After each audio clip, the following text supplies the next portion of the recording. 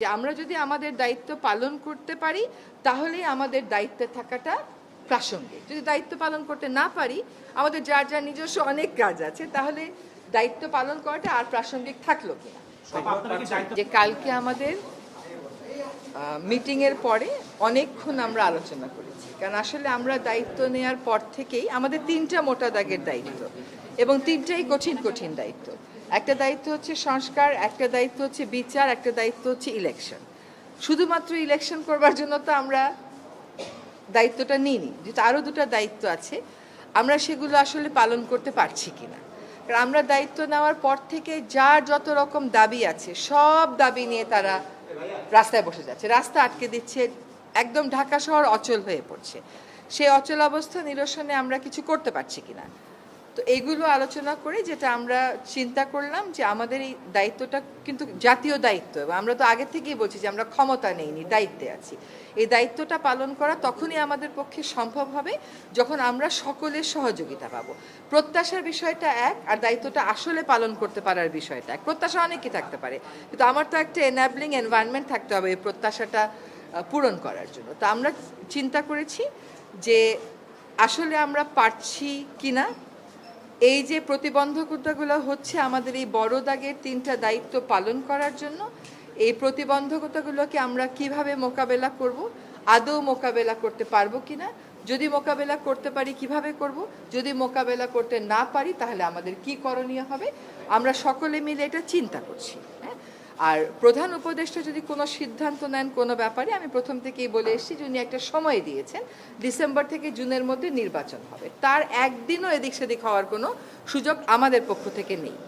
কাজে এইগুলো নিয়ে অন্য ধরনের কোনো কথা বলারও কোনো সুযোগ হওয়া উচিত ছিল না, কারণ বারবারই বলা হচ্ছে যে একটা সময়সীমা দিয়ে দেওয়া হয়েছে। এখন কিছু কিছু গুরু দায়িত্ব তো আছে, সেগুলো পালনের সাথেও তো মাসের একটা সম্পর্ক থাকতে পারে। তো উনার যদি কোনো কিছু বলার থাকে, আমি নির্বাচনের প্রশ্নেও বলেছি, দায়িত্ব পালনের প্রশ্নেও বলেছি, ওটা আপনারা ওনার থেকেই শুনবেন।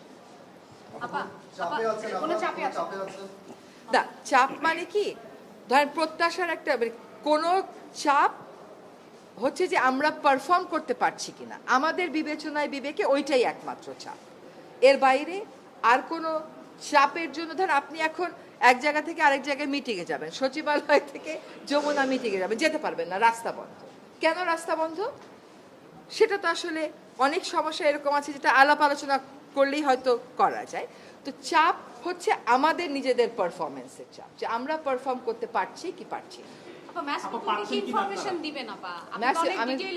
ম্যাস পিপলকে একই ইনফরমেশন, যে আমরা যদি আমাদের দায়িত্ব পালন করতে পারি তাহলেই আমাদের দায়িত্বে থাকাটা প্রাসঙ্গিক। যদি দায়িত্ব পালন করতে না পারি, আমাদের যার যার নিজস্ব অনেক কাজ আছে, তাহলে দায়িত্ব পালন করাটা আর প্রাসঙ্গিক থাকলো কিনা। আমরা দায়িত্ব পালন অনেক প্রতিকূল পরিস্থিতির মধ্য দিয়ে তো অনেক দূর এগিয়েছি। আমরা রিফর্ম কমিশনগুলো তাদের রিপোর্ট দিয়েছে, সেই রিপোর্টের উপরে রাজনৈতিক ঐক্য গড়ার প্রক্রিয়াটা শুরু হয়েছে, সকল রাজনৈতিক দল সেখানে পার্টিসিপেট করছে। এটা কি পারা না? এটা তো পারা। আমরা একটা নির্বাচনের সময়সীমা বলে দিয়েছি যে ডিসেম্বর থেকে জুনের মধ্যে অবশ্যই হবে, সেটাও একটা পারা। আরেকটা হচ্ছে বিচার, ট্রাইব্যুনাল একটা ছিল, এখন 2টা হয়েছে, আগামীকাল থেকে ট্রায়ালের আনুষ্ঠানিক পর্যায়ে শুরু হবে, কিন্তু জিনিসগুলো স্মুথ যেতে হবে, এইগুলোতে যাতে কোনো রকমের প্রতিবন্ধকতা না আসে, সেটা প্রথম থেকেই আমাদের একটা আহ্বান ছিল। এখন এই কাজগুলো আমরা সঠিক প্রক্রিয়াতে শেষ করতে চাই সকলের সহযোগিতায়।